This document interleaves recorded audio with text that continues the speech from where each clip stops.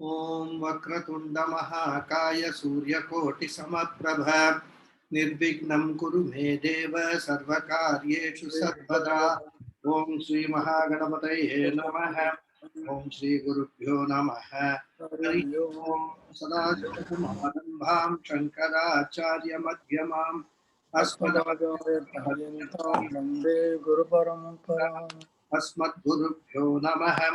Shruti Smriti Purana Karunalayam Namapadam Shankaram Lokayankaram Shankaram Shankaracharyam Keshavam Badarayanam Sutra Bhashyakritau Vande Bhagavantau Punah Punah Ishvaro Gururatmeti Murti Bheda Vibhagine Vyomavad Vyapta Dehaya Dakshinamurtaye Namaha Shri Medha Dakshinamurti Swamine Namaha Om Sahana Bhavatu Sahana Bhunaktu Sahaviryam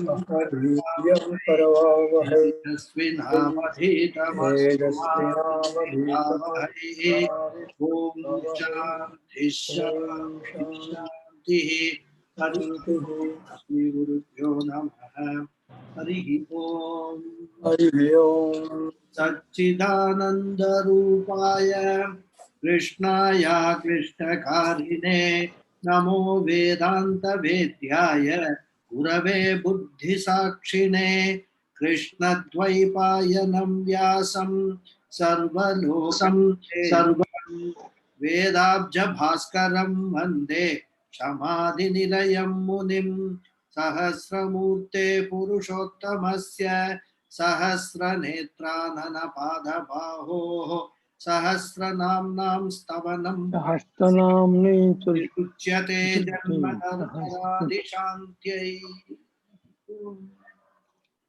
Namaste once again to all of you. So, Namaste, Namaste Guruji. Namaste. Namaste Guruji. Namaste. Namaste. So in the last class, we were seeing almost we have finished seeing the meaning of this. The first reply that Bhishmacharya is giving.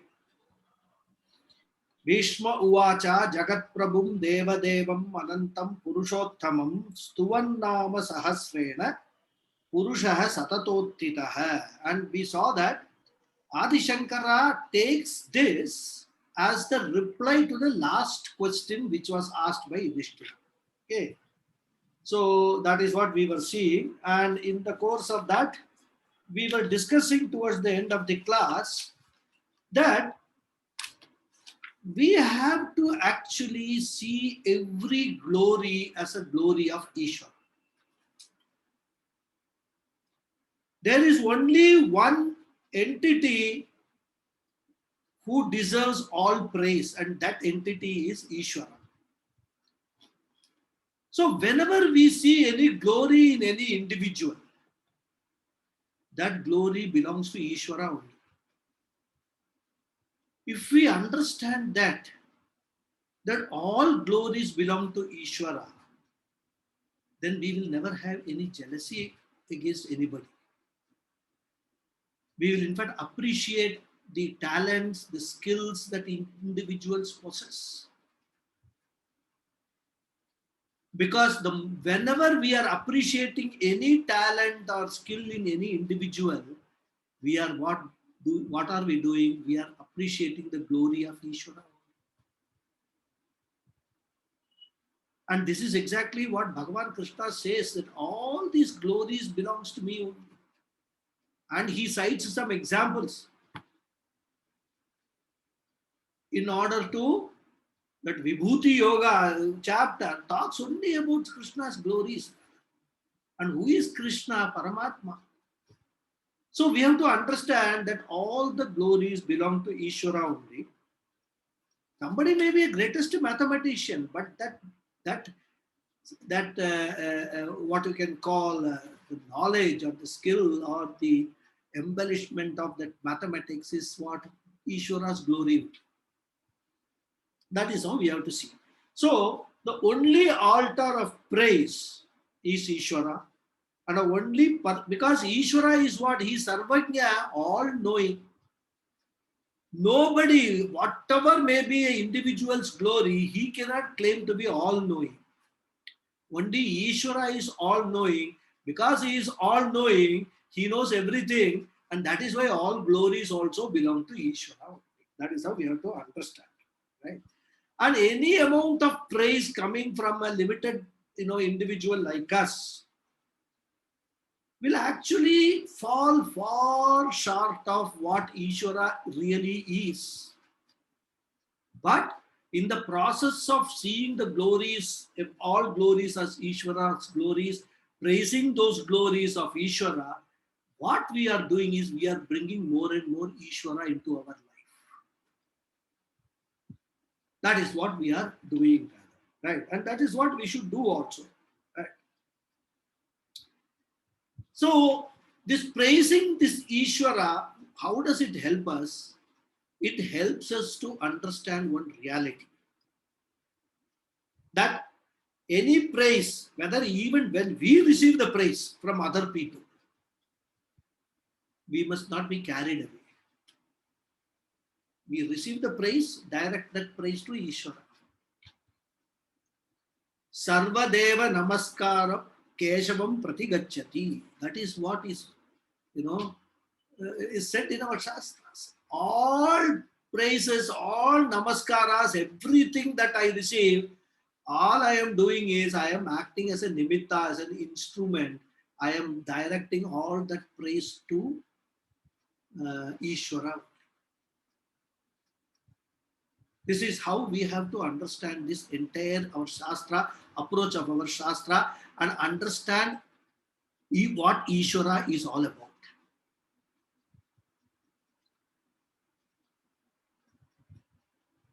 So he says that by praising and singing the glories of Ishvara, Shubham Prapnuyuhu, everybody will gain auspiciousness. And there is Sarva Dukkha Adhigo Bhave, there is nothing more to be accomplished by them. All struggles in the life will end. They will all be over. Okay. And Vishnu Sahasranamam is such a prayer. As we have already seen so many times, that it is meant to get rid of all the troubles in this world, and also is a means to gain the Chitta Shuddhi for the moksha pursuit. It is like obtaining a visa for going to a country like US or Canada. Visa itself will not take you there. Without visa, you can't go there. So Chitta Shuddhi is necessary. You have to then take a flight, means do all the sadhanas which are required for this moksha pursuit.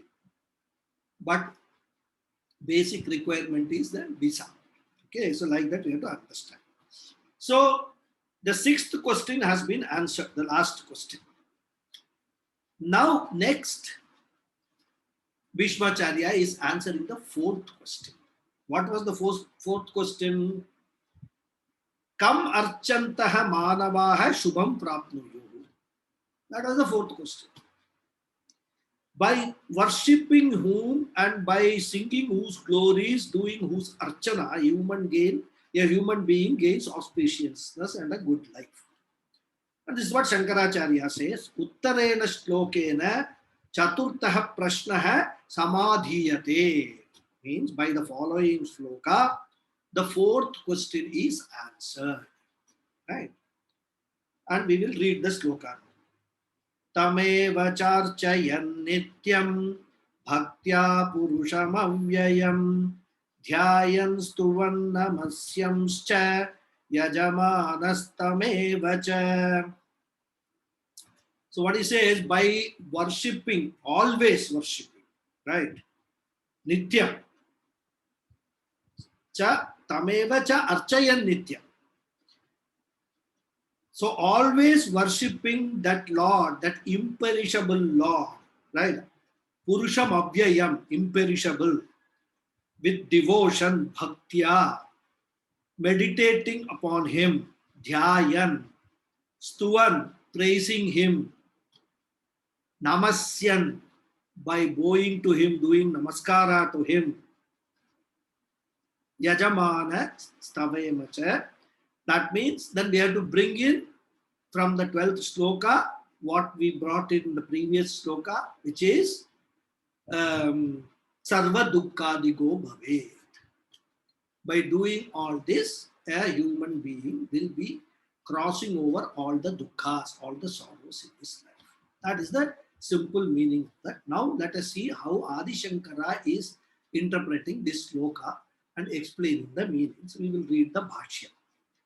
Tameva charchayan bahyarchanam kurvan nityam sarveshu kaleshu bhaktir bhajanam tatparyam taya bhaktya purushamavyayam vinasha kriya rahitam tameva cha dhyayan abhyantararchanam kurvan stuvan purvoktena namasyan namaskaram kurvan puja sesha bhutam ubhayam stuti namaskara lakshanam yajamanaha pujakaha phalabhokta. Then he says athava, an alternate meaning, archayan nitya ena ubhaya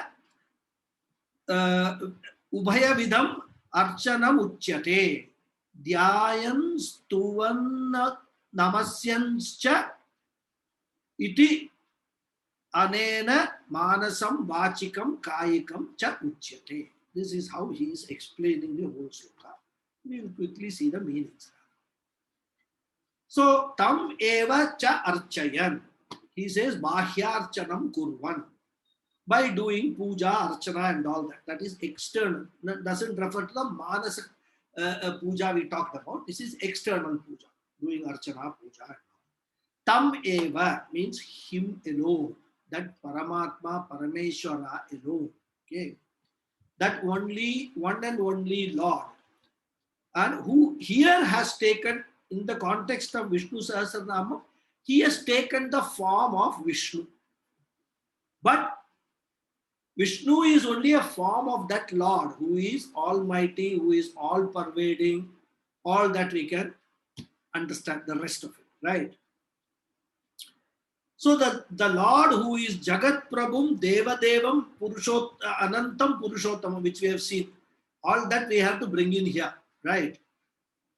So invoking that Lord in a Shivalinga or a Shaligram, in the case of Vishnu, we normally invoke the Lord in Shaligrama, or even invoking the Lord in a photograph of that Vishnu. Because all are only Nama Rupas. It doesn't matter whether you are using a stone, whether you are using a photograph, and then you doing a formal puja or archana for that. With flowers, tulasi, all that, akshara and all that, whatever is permitted in the Shastra. Because the Shastra, there are certain flowers only we can use. We cannot use all the flowers. Similarly, certain leaves only we can use. We cannot use all the leaves. So, all that, and there are different rules for different devatas. So, by following all that, that is what it means. Okay. Nityam. Nityam, he means sarveshu kaleshu. We have seen this earlier also, right? So that means what? Not once in a while, okay, today I don't have anything else to do, let me do a puja. Not that way. Nityam means regularly. Just like we sleep, we brush our teeth, we have our food, the coffee, etc. Every day, regularly, without missing. Similarly, this puja archanam also should be done every day without missing. I don't have time is no excuse. You are 24 hours with us. And this thing will take not more than 15 to 30 minutes if you really sit and do it. But unless we take it as one of the priorities that we have to do in our life, like eating or sleeping, or even brushing the teeth, priority, right? 2 times we have to do. Brushing our teeth, we do it 2 times a day. 5 minutes we cannot, spend for Ishwar. This is the practical life of many people today. I have seen many women, they don't even light the lamp before the altar every day. Once in a while, okay, today is a Friday, let us do it. All has become nimittas, not nitya karmas. Anyhow, so here what he says is sarveshu kaleshu, means you must do this archana, you must do this puja all the time, leaving aside whatever is required to do your daily chores. Like taking bath and sleeping, of course, is an important thing. One should not miss the sleep. Then eating, all those other things daily. What is required to maintain this body? Other than that, you must do puja or archana. Now the question will be, how can we do that? We have to go for office work and all that. And that is where the attitude comes into the picture. If you understand, or if you actually take that everything that you do is actually a puja or archana you are offering to the Lord, then it is very simple. Everything that you are doing is a puja and archana. Just change your attitude towards everything. They say work is worship. In English, they say, isn't it? So any work you do, you consider it as worship, that is puja and archana. Puja archana does not mean that you should necessarily sit before the altar and do this puja. You should do that also, because that has got a different effect on your personality. But if you want to do it always, remember, work is worship. Whatever work you do, consider it as worship, as you are offering to the God. By doing that constantly, by having this attitude, you will develop the karma yoga attitude. And then slowly, you will be weaned away from looking forward to results of whatever you are doing. You will start understanding everything is worship of the Lord, and whatever result that you get, you will start understanding that that is the result, or that is the prasada God is giving us, Lord is giving us. Let me accept it with folded hands and all humility. If you practice this attitude for a length of time, I'll tell you, it will make you sarva dukkha adhiko bhavet to become. No expectation, whatever comes, accept it happily with folded hands. Who has got all, because whatever we get in our life, Shastra says it is based on your past karmas. Who has got the full, complete record of the past karmas? Only Ishvara has got. Even we do not know. Even though all our past karmas, all the punya papams, everything is stored in what we call is karana sharira, which is there, existing in our body, is a part of our body mind complex. It is there. We can't access it. Only Ishvara can access it. So he will see all that, he will evaluate all that, and based on that, he will give you whatever fruit for whatever labor you do, whatever work you do, whatever karma you do, he will give you the fruits. He is karma phala data. Accept it. Don't go and complain to him. Go to the temple and start abusing him. I asked for this, you are given this. I asked for a BMW car and you will give me a bicycle. Don't abuse him. That is the karma yoga attitude you have to develop. Okay. So all this is, and when karma yoga is what? Karma yoga leads to chitta shuddhi. So karma, before you come to jnana yoga, before you come to Vedanta, before you come to self knowledge of the self, Atma Jnanam, karma yoga is a very essential part, preparatory part. And that karma yoga will give you chitta shuddhi. Vishnu Sahasranamam Parayanam also is a part of karma yoga.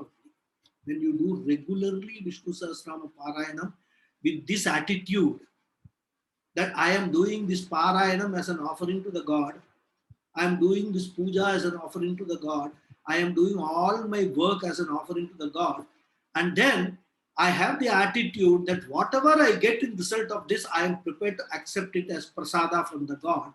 With this attitude, you perform all your actions, lead to more and more and more Chitta Shuddhi. It will push you to Jnana Yoga rather. That Chitta Shuddhi will push you to Jnana Yoga. That is what Sattva Guna, becoming Sattva Guna predominant. Today, many of us are Rajo Guna predominant. We always want to do some action. The body cannot remain without doing anything even for a moment. Totally overtaken by Rajo Guna, action oriented. And both Shuddha Rajas as well as Ashuddha Rajas, we've seen that I think there is Shuddha Rajas, Ashuddha Rajas and all is there. But whatever it is, all are Rajoguna. Some of us have some Tamoguna predominance also. They don't do anything, just while away their time. Right? They are neither useful to their family nor they are useful to anybody else in the world. Such people are also there, maybe in minority, but such people are there. But this Karma Yoga practice will lift you up from this Tamoguna and Rajoguna and increase the Sattva Guna content in us. It will make you Sattva Guna predominant. The moment you become Sattva Guna predominant, automatically all the spiritual journey and all will automatically happen. This is the methodology which we have to adopt. If we are serious about spiritual goals, what is that? Moksha goal, if we are serious about that. Okay. So, leading a simple life. What is been leading a simple life? A life which is in tune with what is being told in the Shastras. All that is all, a part of this Karma Yoga. Okay. And this is what is meant by Sarveshu Kaleshu. And the more we do, the more benefit will be there. Kathopanishad says, Yatha karma tatha phalam. Right? So, Sarveshu Kaleshu, we have to say. And this Bhagavan Krishna also keeps repeating this Sarveshu Kaleshu number of times in Bhagavad Gita. So that is what here Adi Shankara has borrowed from the Gita and says that when the word, while interpreting the word Nityam, Sarveshu Kaleshu, right? So how this should be done? He says Bhaktya. Bhaktya means Bhaktir Bhajanam Tatparyam Taya Bhaktya. The word Bhakti is from the Dhatu, the verb root Bhaj. Bhaj Sevaya. But it also gives a meaning to think. So here Adi Shankara uses the word Tatparyam. And this Tatparyam he uses in the meaning of to think, not in the meaning of to serve or sevaya. Tatparaha tadeva paraha iti tatparyam. That is this Vigraha Vakya. Tatparyam. Tadeva paraha iti tatparyam. Tatparaha means that which is a supreme goal in my life. Taking care of my body, etc., is only a subordinate goal, a secondary goal to that supreme goal. Of course, we have to maintain this body in proper shape till there is life in this body, till it is there, body is there. But my goal in my life is not maintenance of this body, going to gym and doing yoga and all that, very good. Maintain it. But my goal is that Sriman Narayana, who is residing in my body. That is my goal. That is what he is saying, tatparyam, tatparasa bhavaha, he says, right? That Mahavishnu is my goal. And what is the ultimate meaning of that word Mahavishnu? We have seen a number of times, pure existence. Vishnu Vyapane, all pervasive. What is all pervasive? Pure existence. That is how we have to understand this. Mahavishnu, the moment I say, you should not imagine Shanga, Chakra, Gada, Dhari and all that with a Kiridam and all. No. We must understand it's a pure consciousness. Sachidananda Swarupa Mahavishnu, we have to understand. Right? So, pure existence, pure consciousness, and pure happiness. That is how we have to understand here as Mahavishnu. And which is formless. So, we should not attribute any form. When we say Mahavishnu, for a purpose of puja, archana, you can have a visualization, a form. But are we actually doing archana to that form? We are not doing archana to the form. We are doing that archana to the content of that form, whether it is a photo or whether it is a saligramam or whatever it is. We are doing to the content. And what is the content? Sachidananda Swarupa. That is who we are doing archana, puja. And whenever we are doing 1,000 names of archana, we will see or say all these things only. Sachidananda Swarupaya Namaha, we will say. We will not say that Saligramaya Namaha or Chitrapataya Namaha. We will never say that. We will take one aspect of the Sachidananda Swarupa and do the archana. So we must understand when we do archana also what should be our bhava. And that's what most of the people, even people who have little understanding, don't understand this. They say idol worship, this, that and all. Why should I go to the temple? All these questions they ask out of total ignorance. They neither know nor have got any craving or a desire to know. But very quick to criticize everything. Oh, it's all idol worship and all that. And people take advantage of our own ignorance and then make political capital out of that. And that is what we see happening in Tamil Nadu today. Because we are not able to stand up and say that you are an idiot, you are a fool, you don't understand. You are an ignorant person. No, stop talking like this because you have no knowledge. We ourselves, we don't have any knowledge. There are one or two lone voices like Swami Omkarananda and all, they keep saying that. But how many people are listening to what he says and understand what he is saying? So this is our problem so far as our culture is concerned. So each one of us actually has a responsibility to understand all these things and also to profess these things to others. This is how we have to understand, this is how we have to see. So this is how the formless Mahavishnu has to be. We have to do puja and archana to that Mahavishnu, right? And because we are used in terms of our experience or in terms of our transactions with the world, we are used to use the names and forms for everything. That is why all these archanas are all, the external pujas, whatever we do, they contain the 1,000 names and all that. But always remember, what we are worshipping is the inner essence of the Lord, not the form. And that's why, in temples and all, Kumbhabhishekam is a big event. That is Prana Pratishtha, that God, that essence which actually wanes away, they put it again with a lot of mantras. Even at home, when we do the puja and all that, we do this Prana Pratishtha. We invoke the Lord, the formless Lord in a form. And then only we do the puja.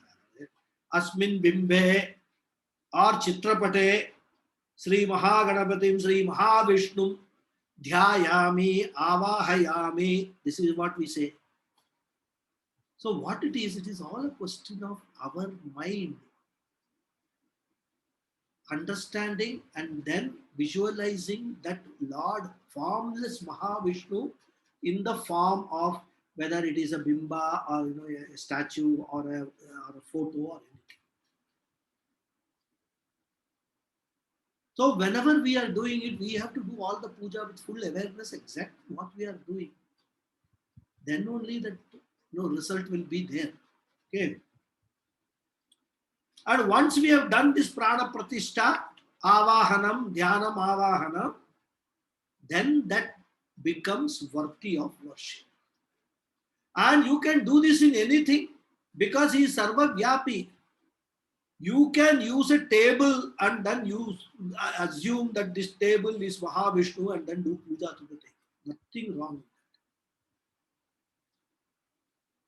But if everybody starts doing that, the sanctity of the puja could be lost. And that is why they have given certain rules that you should do it either to an idol, which is actually having a shape of Mahavishnu, what the Changa Chakra Gadadhari, or you should have a photo or something like that. That is the reason. Otherwise, purely from a Vedantic angle, 100% Vedanta, you can do this worship to anything. Even a coat hanger can be worshipped. Because everything is of forms of Ishvara only. You understand that, then everything is worth worshipping. That is our entire Sanatana Dharma. Reverential attitude towards everything is this is the essence of that. This understanding is the essence of that. So Tatparata means the only goal in life. That alone is the goal. And in Narayana Suktam, this is said very beautifully.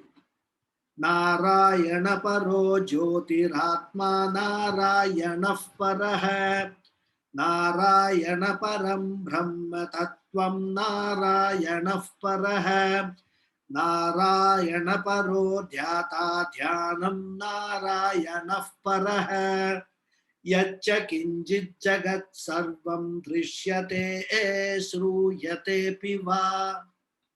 Beautiful, exactly what Adi Shankara is saying here, Tatparata, that Param Tattvam, that is what Narayana Suktam also is saying.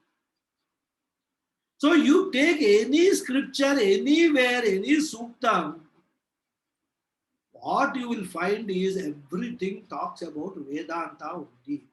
Talks about that Paramatma, and it is all explanation of that Paramatma. You call him Vishnu, you call him Narayana, you call him Achyuta, you call him Keshava, any name you give. Narayana is a name which is very commonly used in the scriptures. Because what? Naranam Ayanam. Ayanam means what? The goal. The goal of all human beings is Narayana. And that Narayana is what? Narayana Paro Jyotihi. Atma Narayana Paraha. That is what Adi Shankara is using here. Word Tatparyam. That Paramatma he is referring to. Okay. So always thinking and remembering that Paramatma, that Vishnu, that Vasudeva. Vaishnavas who are, if you are there, they say Paravasudeva. We don't say just Vasudeva, Paravasudeva.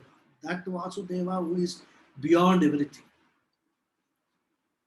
So that is the goal in life. Always thinking about it.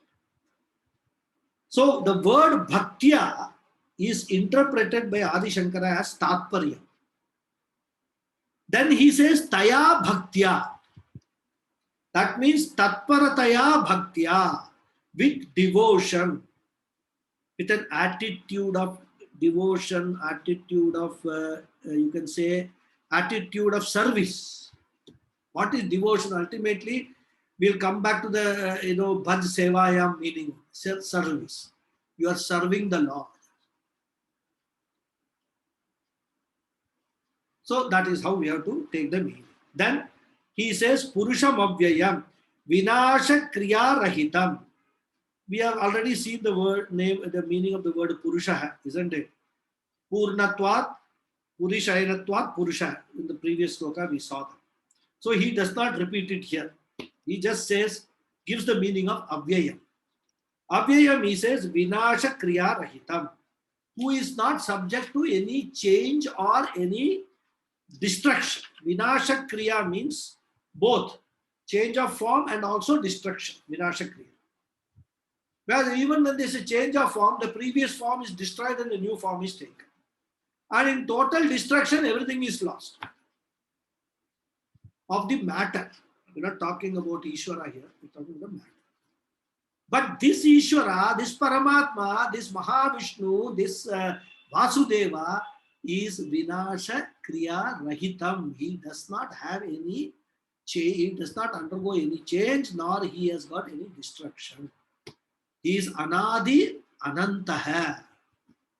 That is how he explains the word Avyayam. Avyayam has got another meaning also, unmanifest. But here that meaning is not taken. It is Vinasha Kriya Rahitam, he says. Right? So Vyayam means declining or decay. That is Vyayam. Avyayam means that which does not decline or decay or perish. Right? So, which is not subject to any kind of destruction. So, in this verse, the Lord is pointed out as the Avyaya Purusha. And we have seen that Purusha is derived in two ways. That meaning we have already seen, right? So, that meaning we should bring it here. What is this Purusha? We must remember that.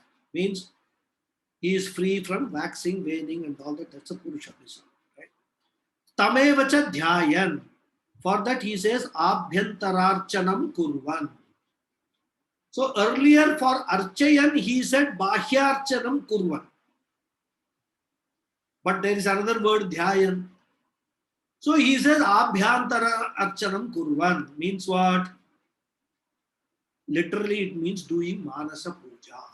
That's what it means. Abhya Antararchanam Kurvan. And we can take it as meditation also. No harm. Because in meditation also what we do is we are recalling the name, glories of the Lord again and again in our mind. So always meditation is also meant for worshipping the Lord alone. Whenever we sit for meditation, that background we should remember. We should not sit and meditate on what food is being cooked. For 1 hour you meditate. After that you will get the food like that. It's not meant for meditation. Many people do that kind of meditation also. They have nothing to do, close their eyes and then keep on thinking what is being cooked in the kitchen. Anyway, so Stuvan is, he says, Purvoktena. Earlier itself he has explained the word Stuvan very in a detailed manner. So he doesn't repeat it. Right?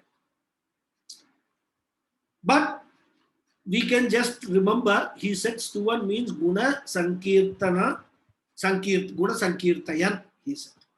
Right? That means singing the glories or praising the qualities, all that we have seen. So this is what is meant by Stuvan.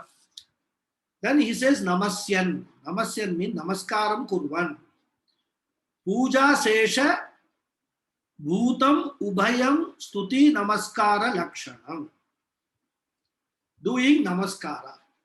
Now what does he mean by saying Namaskara? He explains. The Namaskara is not just lying, doing Sashtanga Namaskara anywhere. He says, Namaskaram is the one which we do after puja and stuti.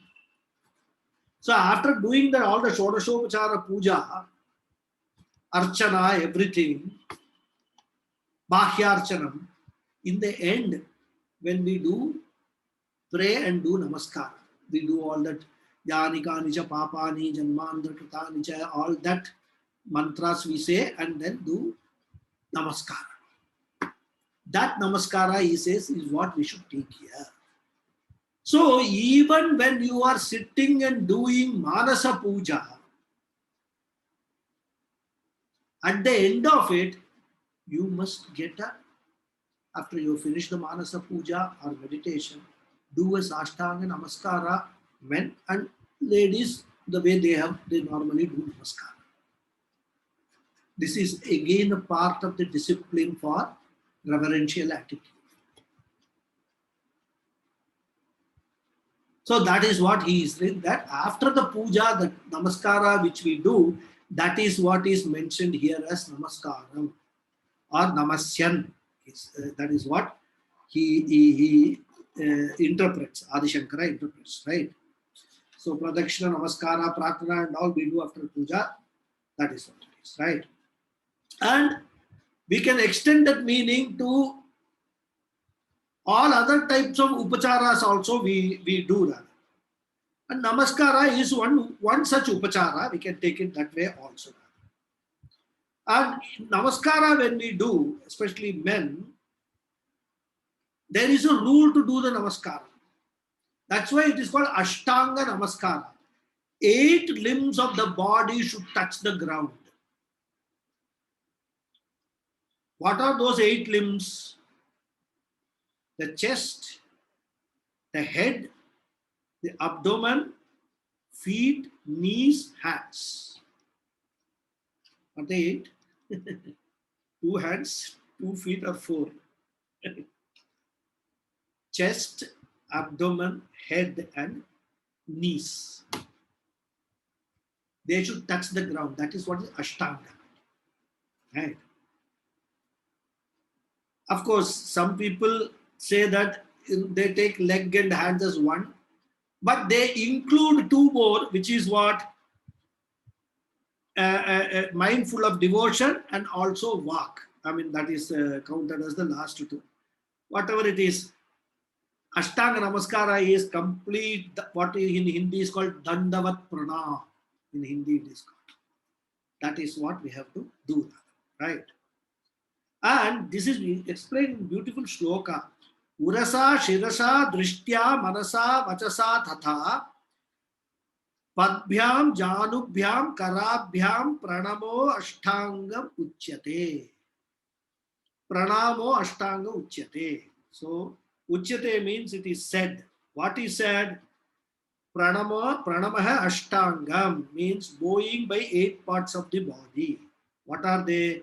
Urasa by the chest, Shirasa by the head, Drishtya through the sight, Manasa through the mind, Vachasa through words, Tatha like that, Padbhyam with 2 feet, Karabhyam with 2 hands, Janubhyam with the 2 knees. This is what in the sloka says. How a namaskara should be done. In our culture, everything there is a sloka and there is a prescription. If we know where to search for all these things, it is very easy. Getting knowledge is not at all a problem. So much material is there. We must have the inclination and time to search for it and learn it. Okay. So here in the Kayika ritual, hands are involved in doing Archana, isn't it? Walk is involved because we are taking the names of the Lord. Mind is behind the walk. Whenever we are saying, we should not allow the mind to go somewhere and only mechanically we are reciting the name. No, we must put the mind behind so that if we understand the meaning, we can visualize what we are saying to some extent. Not in all meanings we can get visualization. But we should put the mind behind it, devotional mind, devoted mind behind it, words which we utter doing the Archana. Right? So all the Kayika karma, the karanas are involved, the free will finds full expression in this because we are doing it under no compulsion, we are doing it for our own benefit. So the free will is fully active here, right? And it is very much fulfilling also. Those people who are really devoted people, whenever they do the Archana and finish it, they get a sense of satisfaction in their mind. Some accomplishment. God has been kind to me, has showered His grace that I have been able to complete it today. So this sense of fulfillment will always be there, those who actually do all these things religiously. Okay. Then he says, Yajamanaha Pujakah phalabhokta. Yah yajate sah yajamanah. The one who is offering is called a yajaman, right? One who sacrifices, gives things. So yajamanah. So yah pujam karoti sah pujakah. The one who is doing the puja, the one who is doing the worship is called the pujakah. And that's the one yajamana, he gives two meanings. Pujakah and phalabhokta. So pujakah means the one who is actually doing the puja, pujakah. Then phalabhokta is what? The person who will be the enjoyer or who is the enjoyer of the fruits of whatever puja that he has done. And what is that fruit? Sarva dukkadigo bhavet. That is the fruit of all this puja. In fact, practically speaking, the more and more chitta shuddhi you gain, you will yourself experience that all the sorrows are slowly leaving you. You have very few occasions to feel sorry or feel, miserable or anything. And this is direct correlation is there. In fact, reverse you can observe.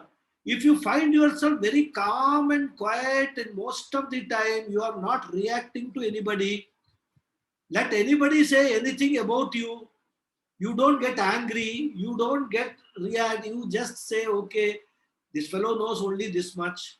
You take it in your own stride. What they say, you maintain a stoic silence. Clear sign of more and more chitta shuddhi.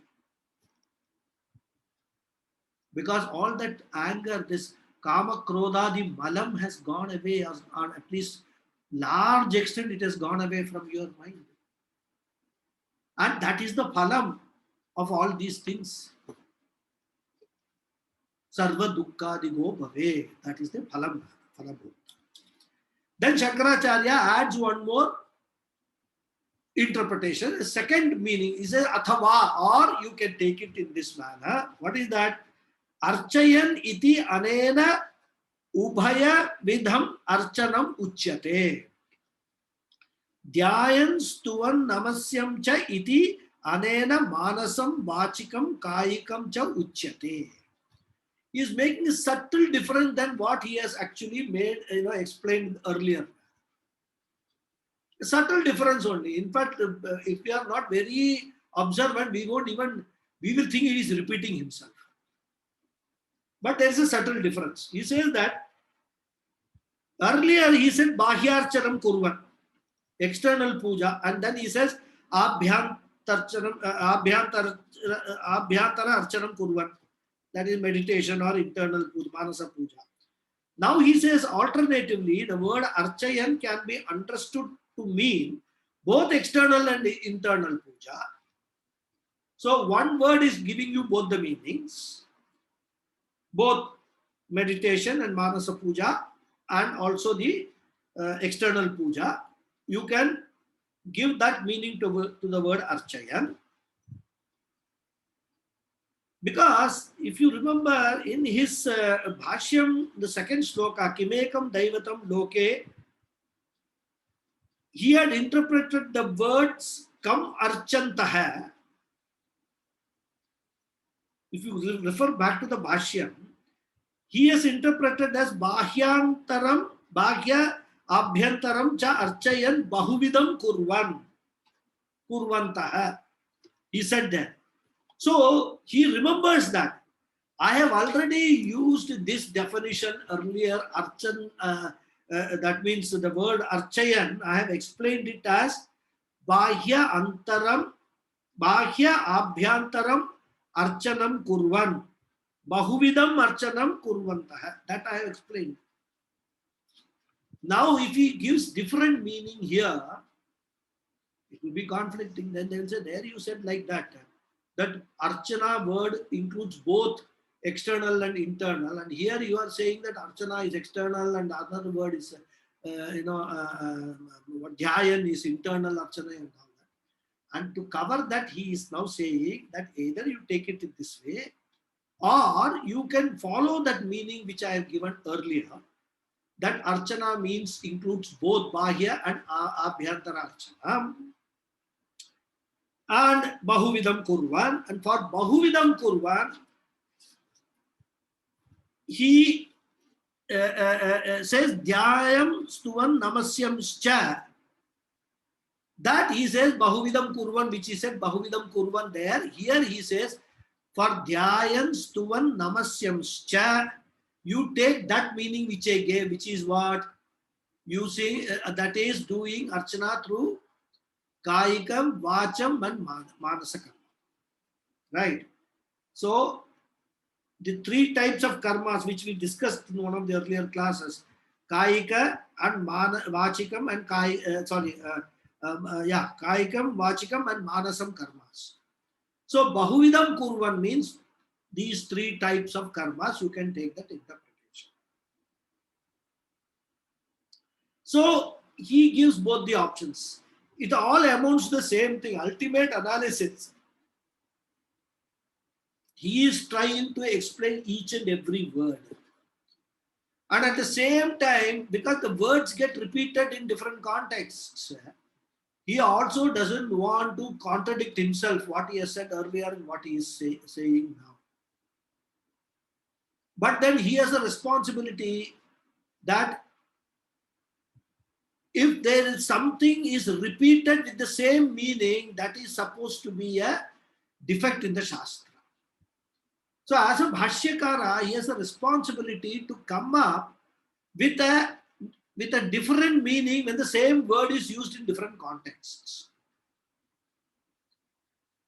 But at the same time, when he does that, people will say, but there you said this and here you said that. So to cover that criticism, he says, either you take it like that or you take it like this, all are the same only. That is what we have to realize. That's how we have to understand this. Dhyayan Stuvan Namasyamscha should be equated to Bahuvidam Kurvan. And Bahuvidam means there he said Kayikam, Vachikam, Manasam. So that is the meaning that we have to take. Right?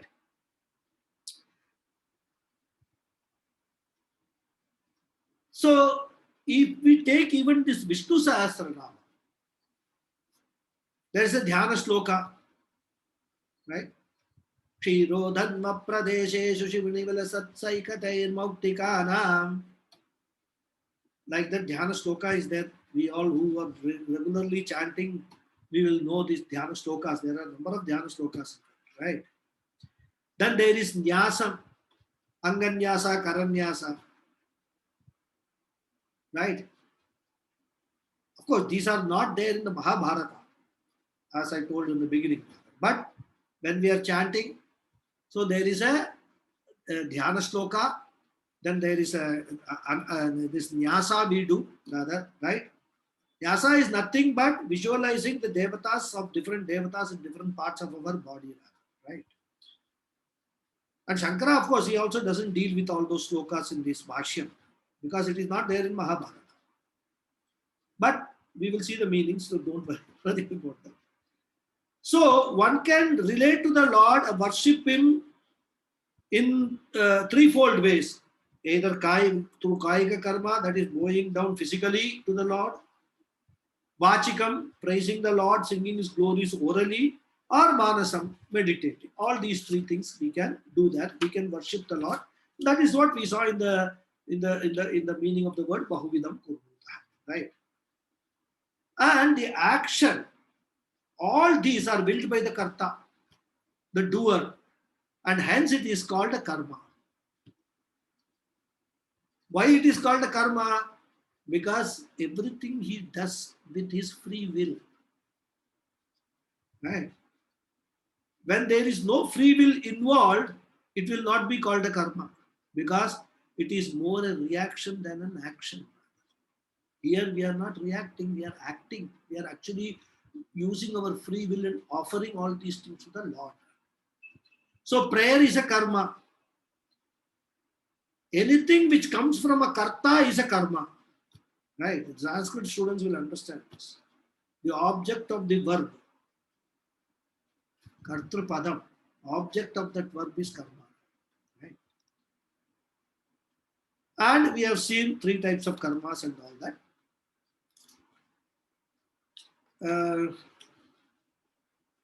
did we see this Kayikam karma and all that in detail earlier? I don't remember whether we have covered this Kayikam, Vachikam, Manasam karma in detail. If you have done that, I will not repeat it. Otherwise, probably I will explain it very briefly, probably in the next. I will also check the videos. If I have explained it, I will not repeat it. Right? I don't think so. You are not done? I have not done it?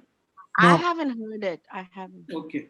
So then I will just take 5 minutes to explain. I cannot find it in my notes also. So Okay, fine. So then I will briefly explain this.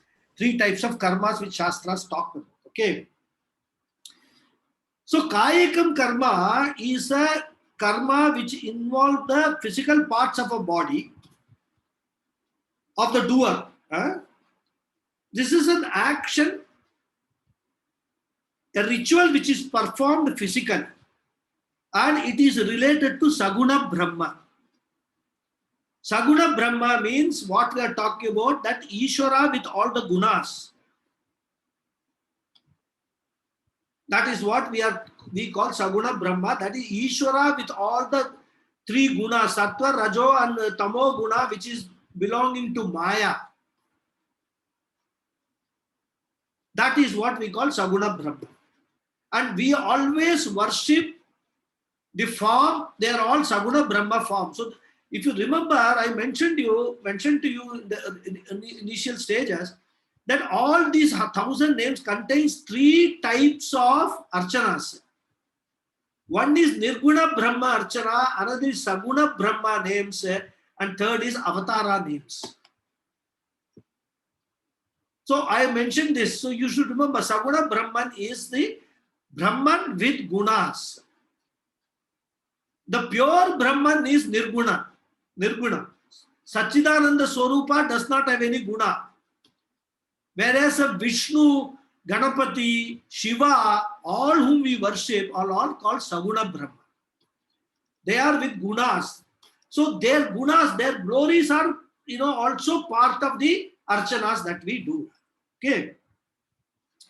So any puja, Sri Rudram, Purusha Suktam and all that chanting we do, all are related to Saguna Brahman. So this is all included in the Kayikam karma, right? And they produce the results. In fact, some of this Rudrabhishekam and especially when we do this Mahanyasam, towards the end of Mahanyasam, 8 or 12 namaskaras we have to do. Say one mantra and do one namaskara. Say one mantra, do namaskara. Very, very heavy exercise for the body.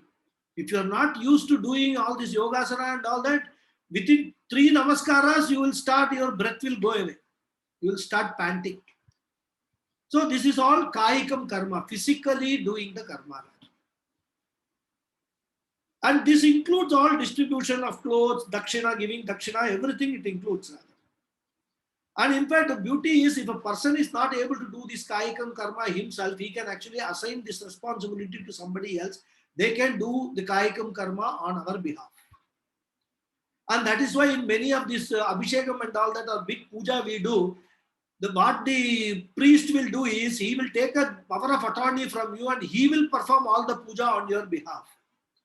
When he does that, the benefit of that puja will come to you because you are the principal. You are given, the priest acts as an agent. So Kayikam karma somebody else also can do that on your behalf. Right?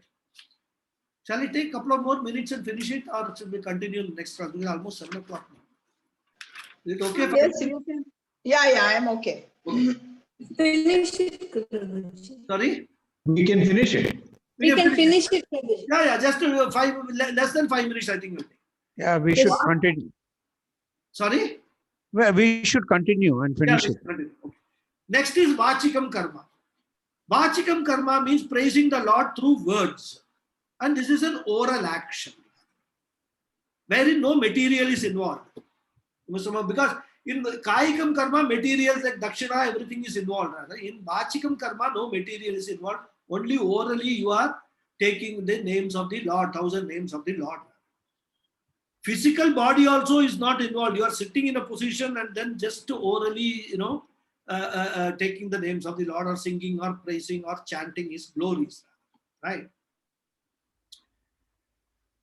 So this includes all stutis, chanting of Vedas, Puranas. They are all coming under Vachikam Karma. And here also, one can chant oneself or get somebody else to chant also. So whenever rituals we have puja at home, this both Kaikam and Vachikam karmas, we delegate it to the priest many times if you yourself are not comfortable of doing it. And many priests know that, they ask us to do, since we don't know Sanskrit and all that, we may commit a lot of mistakes in what we pronounce. And if we commit the mistakes, we may not get the full fruit of what is being done. Because Sanskrit is such a language, if you just change one matra, the whole meaning can change. So that is why what they do is they say that you just have sit there, maximum you can just go on chanting Gayatri mantra, but be in attendance. That is another problem. I have seen many people, once they give that delegation of power, these people will go away, have their tiffin, chit chat with everybody and all. Priest will be going on doing what they are supposed to. That kind of a karma will never give anybody any benefit. Where whatever amount of money you spend on the priest, if you are not involved mentally, physically in the priest performing that karma in that place and take ownership that all this is being done on my behalf, then no benefit will accrue to you. Dukkhas will not go away. More dukkhas can come to you. That is what it is, right? So these chantings, they have more drishta phala than adrishta phala. Okay. The adrishta phala like punyam and all is less, but drishta phala, whatever purpose that puja is being done, if it is done 100% properly, that phala will come. For example, Putra Kameshti Yagam Dasharatha did. So, drishta phala, immediately all his wives became pregnant after he did Putra Kameshti Yagam. Like that, drishta phala is more. Adrishta phala in the form of punyam and all is less in this type of karmas. The third type of karma is manasam karma. And it involves only the activity of the mind. Purely mental activity. It cannot be delegated to anybody. You have to do it yourself. And in that there is no involvement of the body or speech also in manasam karma. So that's why a prayer can be mental also. And that's why I told in one class, these karmas, in terms of its effect, as we go, the Vachikam karma will give you more fruits than Kayikam karma. Manasam karma will give you the maximum benefit. Mental activity purely done by you. You can't delegate. Nobody else can do this manasam meditation on your behalf. No part of the body is involved. No speech is involved. Only silence. Maintenance of silence and bringing the thought of Ishvara continuously. Vritti pravaha. Right? As if, when we see a waterfall, this Jogue Falls or what is there in America and all that, Niagara Falls. Continuously water is flowing only. No break. Similarly, we have to just bring the thoughts. That's what is called pravaha. Without break flowing. Ishvara's thoughts without any break in the mind. That is meditation. Manasa karma. Right? So visualizing his form, visualizing or chanting, singing his glories in the mind, all these things are supposed to do, are part of this Manasa Puja. And that is why when we do a puja, for example, Vishnu Sahasranamam Archana also we do, when the Dhyana slokas we chant, they are meant for this only, preparing the mind to involve yourself fully with the puja. We must not chant the Dhyana slokas in a very, very, mechanical fashion.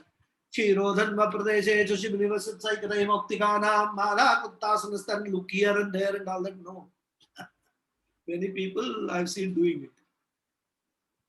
Full involvement. The dhyana sloka is meant to bring the full dhyanam, your attention to what is being done. So that is the manasam karma, right? So when the mantra is repeated continuously, mentally, invoking the grace of the Lord, that is called meditation. And as I said, when the mantra is chanted softly or loudly, it becomes a vachika karma. So we saw the two. Okay, that's where I got the confusion.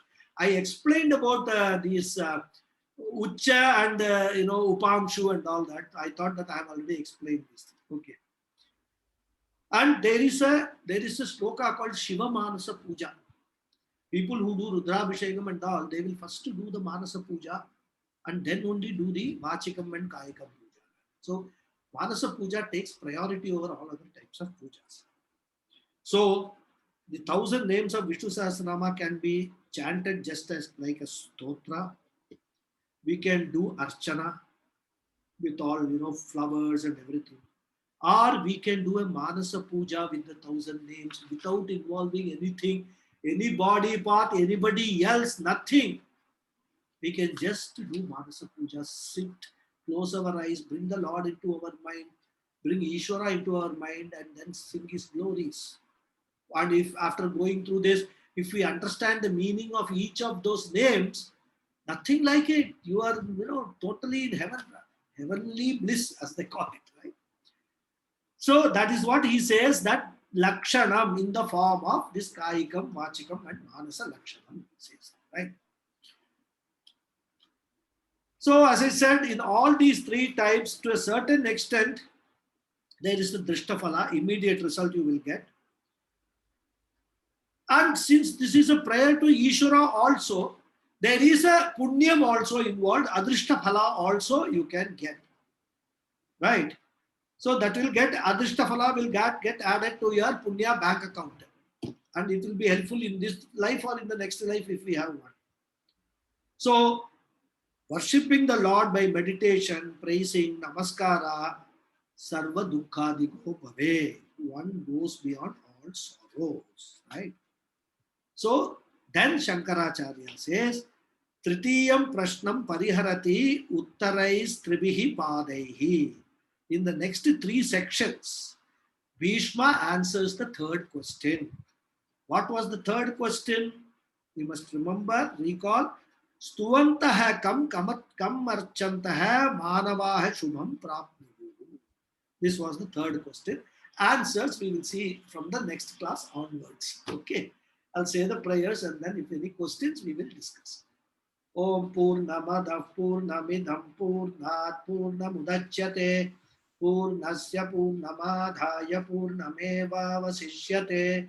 Om Shanti Shanti Shanti Harihi Om Shri Gurubhyo Namaha Harihi Om. Thank you all. Dhanyawadaha. And thank you for Thank you very much. Hari Om Guruji. Thank you, Hari Om. Namaskaram. I have a question, Raghuji. I have a question. Namaskaram. When we do the chanting, like normal chanting when we do, is that Manasa Karma or is it Vachaka? Depends on how you are chanting. If you are chanting loudly, it is Vachika Karma. Vachika. If you are chanting in your mind, the chanting in the mind, this Manasa Karma is not an easy thing to do. Yeah, it is very difficult. You have to train your mind. Nothing is difficult. Training is involved. Yeah. So you when we keep on training your mind, you can do Manasa Karma. So Vachikam Manasam depends upon what form you are doing the karma. But we in Vachika Karma, we don't have to necessarily do Archana like Vishnu Sahasranama Archana. No. Just like chanting is also. No, you don't need to. Vachika Karma, you don't need to necessarily. That's why he said, that's why he gave both the meanings, You can either just chant the names, that is enough. Okay. Actually, in Kayika Karma, only all this Archana business and all will come. Okay. Understand? Yes. All this doing Archana, showing this, what is that Karma and all this Dhupa and Deepa and all that will come in Vachi, this Kayika Karma. Right? Kayika. Where you have to involve all the parts of your body, hand, leg, everything, namaskara and all. In Vachika Karma, that thing is involved. It's only you involved and your words are involved. You can do that. Okay. Options are there. Yeah. Yeah. One question, sir. Yeah. You said about the Brahman, Sarguna Brahman, Nirguna Brahman. Is there? I thought you said there are 3 Brahmans. No. Saguna Brahman is Brahman with Maya. Because Brahman in its original form or in the original nature has no gunas, no qualities, nothing. Okay. But he for creation of this world, for the entire world to go through, he actually takes Maya's help. Once Brahman mixes with Maya and they both act together in creating the world and making the world go through, we call that Saguna Brahman. Because the gunas come from Maya. Understand? It may be difficult to understand. Yes. But as we go forward, as we look at, what is the real nature of that Brahman and all that, he is going to discuss, Adi Shankara is going to discuss this in very great detail in this Vishnu Sahasranamam. In fact, Vishnu Sahasranamam, if you go through, it is part of Vedanta only. It is actually Vedanta study only because entire interpretation is based on Vedanta. Right? So, don't get too much confused about Saguna Brahman, Nirguna Brahman and all that. Because Nirguna Brahman we cannot visualize. Nirguna Brahman has no form. He has no gunas. Nirguna Brahman is always there. He is all pervasive. If we tell all these words, our intellect is always used to recognizing anything which has got a form, a name and all that. Isn't it? Yes. So if I tell you all these things that no form is there, what will you visualize? What will you understand? There is no form. For us, if there is no form, it doesn't exist. That is the science approaches with that, that understanding. If something does not have form, it doesn't exist. Pure consciousness does not have any form. Pure consciousness is a principle. So science, initially they were not, till they came to quantum physics, they were not accepting pure consciousness as a non-material. They were taking pure consciousness also as a material only. Now they are understanding, after coming to quantum physics, that there is something beyond the matter, which they have not been able to actually experiment and find out. Which I doubt whether they will ever find out, because their methods don't allow them to find out. For that, the only proof for Nirguna Brahman, the only means of knowledge is our Vedas and Vedic scriptures. Nothing else can, give us that knowledge. So all these things are there. We will discuss so many things in the course of class. Don't worry. I'll explain all that. Thank you, Guruji. Thank you. Thank you very much. Good evening. Admiral Narayanan here. Yeah. Thank you, Guruji. That's all. No more questions. Can I close the show? So. Thank you. So, this slogans from the three types are irukku. Some describe Nirgunam, some describe Sagunam. What is the third one you said, Guruji? There is no third one. There is only 2. Third one. All this. Nirguna Brahman, Maya and Nirguna Brahman is Saguna Brahman. So you said the slogans for the 3 types of description. Raghuji, you said third is avatar. Here in Sahasranamam, Nirgunam, Sagunam, Avataram. I talked to you about the name. Avatara, Guruji. I forgot that. They are asking only that. Yeah. That is the, don't confuse it with the Saguna Brahman, Nirguna Brahman. Exactly. True. Avatara, type. and then those names are also included in the Vishnu Sahasranam. Right? Okay.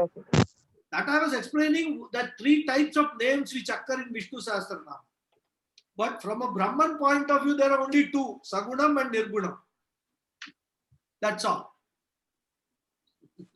Thank you, Guruji. Namaste, Guruji. Yeah, namaste. Namaste. Thank you. Namaste, Guruji. Namaste. Thank you. Thank you. Thank you, Guruji. End the class? Yeah, thank you. Yes, sir. Okay. Thank you very much, Guruji. Thank you very much. See you on next Sunday. Okay? Yeah. Are you? Thank you, Guruji. Hari Om, Guruji.